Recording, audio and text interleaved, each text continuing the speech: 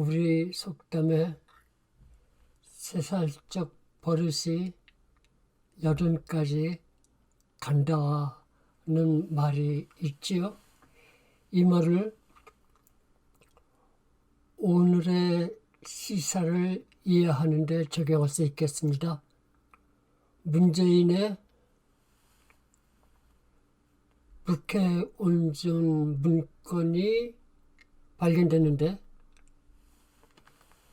산업통상부 컴퓨터에서 삭제된 문건을 검찰이 복원하였는데 문재인이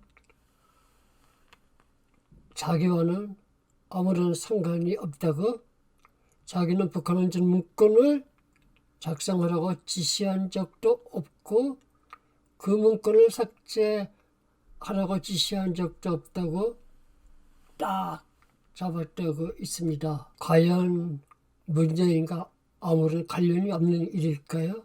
문재인이 정치 초년생이었을 때 2003년 문재인이 노무현 정부 청와대 민정수석이었을 때가 그때가 그의 정치 초년생이었는데, 그때 문재인이 어떻게 했는지 그때 버릇을 보면은 지금 문재인이 북해 온전 문건 작성하라고 했는지 안 했는지, 그리고 그 문건을 삭제하라고 하였는지 안 하였는지를 우리가 미루어 알 수 있습니다. 북해 온전 문건에 대하여 문재인 정부 통일부와 산업부가 함께 계속 거짓말을 하는데 장단이 잘 맞지 않습니다. 통일부가 2018년 이후에는 전에 온전 건설을 추진한 적이 없다고 말하자마자 산업부가 삭제된 530개의 문서 파일 목록을 공개하였습니다. 이 목록에 보면 북한 지역 온전 건설 추진 방안 문건들 대부분이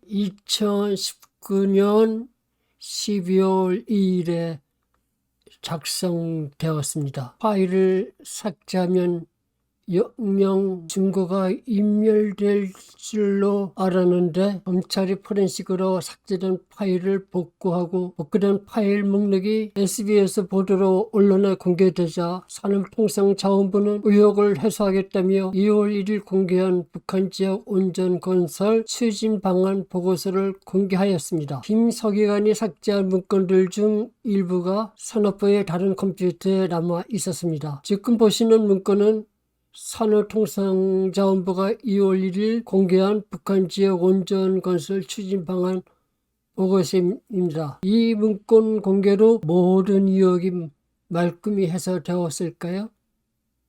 아닙니다. 지금 국민이 묻고 있는 질문은 왜 세계 6위 안에 들며 세계에서 가장 안전한 대한민국의 온전 기술을 폐기하고 북한의 온전 건설을 추진하는 문건을 만든 것이냐? 만약 이런 문건들이 누가 시켜서 작성된 것이 아니라 한 직원의 개인적 아이디어였다면 왜 삭제한 거냐? 산업부 온전산업정책과장이었던 정종영 씨는 올성 1호기의 경제성을 낮게 평가하는 데 개입하고 이후 감사원 감사가 시작되자 관련 자료 삭제를 지시하였습니다. 세계에서 가장 안전하다는 평가를 받는 한국온자력발전소는 무에서 유를 이룩한 한강의 기적의 상징입니다. 올성 1호기 의 경제성을 낮게 평가한 것은 국익에 거스르는 행동입니다. 문재인 정부의 목표는 국가 발전이 아니고 탈온전이기에 문재인의 탈온전 정책에 부역한 정종용은 2019년 5월에 에너지 혁신 정책 과장으로 이동하였습니다. 즉 올성 1호기의 경제성을 낮게 조작한 정종용을 문재인 정부는 에너지 정책 전문가로 우대해 준 것입니다. 1년 뒤 정종용은 제품안전정책국장으로 진급했습니다. 당시는 산업부에 대한 감사원 보안감사가 한창이던 때였습니다. 감사원 감사 결과에 따르면 정정용 씨는 2019년 11월 이메일, 휴대전화 등에 있는 얼송 1호기 관련 자료를 삭제하라. 주 중에는 사람이 있으니 주말에 정리하라고 김서기관에게 지시하였습니다. 이 사건이 경찰로 넘어가자마자 추미애는 윤석열 검찰총장을 직무정지시키려 하고 찍어내려 하며 수사를 방해하였습니다. 그렇게 문재인 정부가 1년 동안 검찰의 수사를 방해하여 1년 시간을 끌다가 지난해 12월 23일에야 검찰이 정정영 씨 등 3명을 공영 전자기록 등 손상, 감사원법 위반, 방실 침입 혐의로 기소할 수 있었습니다. 그런데 문재인 정부 법무부는 정정영이 불구속 기소되도록 선처해 주었을 뿐만 아니라 산업부도 그를 징계하기는커녕 장관 정책보좌관으로 영전시켜 주었습니다. 작년에 수사가 시작되었을 때 김서기관은 530개의 온전 문건을 10년에 삭제한 이유에 대하여 자기가 신내림 받은 것 같다고 하였습니다. 신내림을 누구한테 받았을까요? 백운규 산업부 장관이 지난해 2월에 감사원 감사 이대로 이뤄지면 검찰 수사로 이어질 가능성 크다. 관심 갖고 대처해야 한다며 정정용 온전산업정책과장과 김서기관에게 청와대에 편지를 쓰라고 시켰습니다. 이른바 금명편지라는 것인데요. 만약 지금 문재인이 하는 주장대로 북해 온전 문건이 단지 정정용 온전산업정책과장과 김서기관이 단독으로 작성한 문건이었다면 백인부 산업부 장관이 아무것도 모르는 청와대에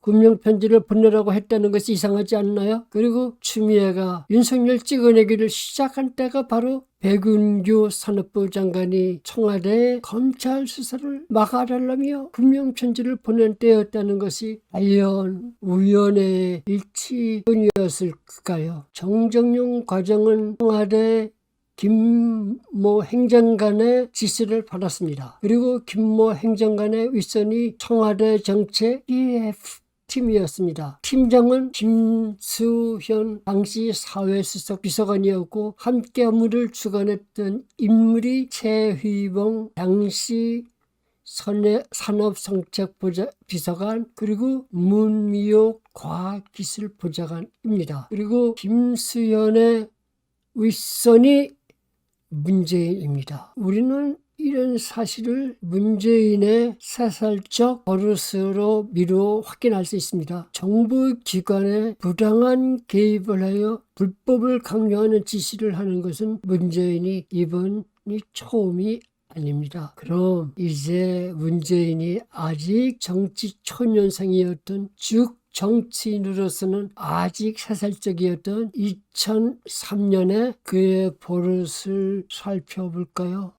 이 기사는 2003년 여름에 문재인이 청와대에서 부산저축은행 대주주 박형선을 앞에 두고 금감원에 부산저축은행 금융비리 사건에 대해 특별검사를 하지 말라고 금감원에 압박 전화를 넣었다는 내용의 동아일보 기사입니다.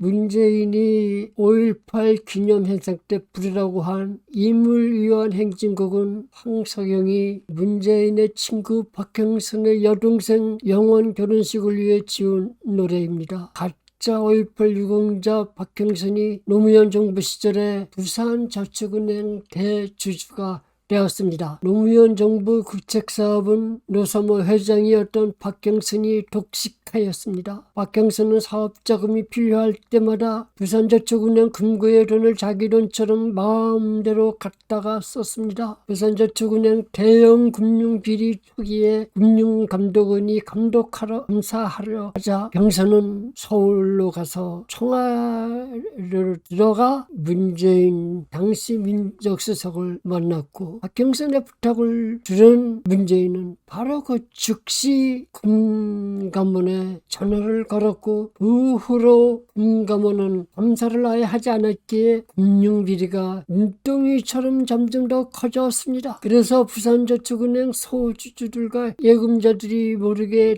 떼인 돈이 5조 원에서 9조 원 사이의 천문학적 군맥이었습니다. 6.25 참전용사 등 무수한 부산의 소시민들이 평생 모은 돈을 잃었습니다. 박형선 등 노사모 간부들, 즉 광주 1고 동문들이 부산저축은행 대주주와 경영진이었고, 고객들이 예치한 돈을 대주주들이 관리하는 금융비리를 금융감독원이 조사하는 것을 문재인이 민정수석의 권한으로 막아주자 대주주들은 문재인에게 수십억 원의 뇌물을 주었던 바, 이 사건은 2012년 10월에 한창 그대 대선 전국이 뜨거웠을 때 오마이뉴스도 부산저축은행 59억 왜 문재인 로펌에 갔나 제하에 2012년 10월 18일자 기사에서 다음과 같이 보도한 사건입니다. 2003년 7, 8월께 유병태 당시 금융감독원 비은행검사 1국장에게 금감원의 부산저축은행 조사와 관련해 총탁성 전화를 걸었다는 것이다. 금감원은 같은 해 6월 박연호 부산저축은행 회장 등이 차명대출로 조성한 비자금으로 주가를 조작해서 시세차익 70억여 원을 올린 혐의로 특별감사에 착수했고 검찰의 수사까지 의뢰했다. 이에 부산저축은행 쪽은 2대 주지인 박형선 해동건설 회장을 내세워 로비에 나섰다. 이 과정에서 박 회장이 청와대 고인사를 통해 청와대 민정수석으로 있던 문 후보를 만났고, 문 후보가 유 국장에게 전화를 걸어 절제 조사할 예금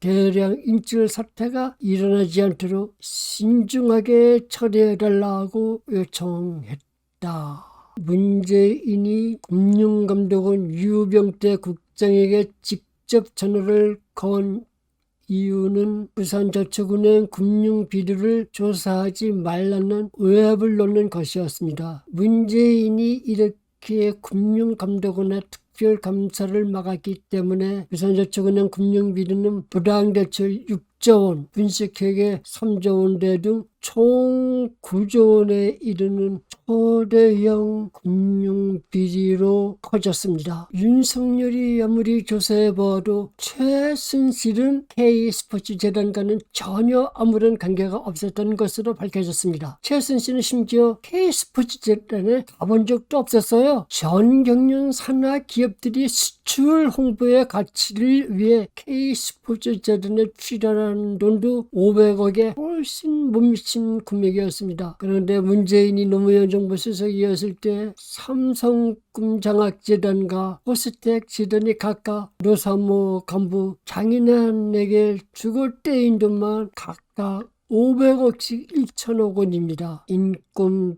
변호사를 자처하는 문재인이 무슨 돈으로 대통령이 되었습니까? 인권 변호사가 그렇게 돈을 많이 버는 직업인가요? 문재인이 금융감독원이 부산저축은행 특별감사를 막는 걸 하나만으로도 70억 원의 뇌물을 받았습니다. 이명박 전 대통령과 박근혜 대통령은 문재인의 이런 뇌물수수 혐의를 조사하지 않고 봐주었다가 오히려 뇌물누명을 쓰고 10년 징역형의 옥고를 치르고 있습니다. 2014년 여름에 유병태 금융감독원과 과장에게 전화로 외압을 넣어 부산저축은행 금융비리를 감사하지 못하게 한 문재인이 바로 2019년 겨울에 산업부의 압력을 넣어 감사원의 감사 직전에 530개의 문건을 삭제하라고 지시한 중고인멸꾼입니다. 이 동영상 설명란에 보시면 중고인멸꾼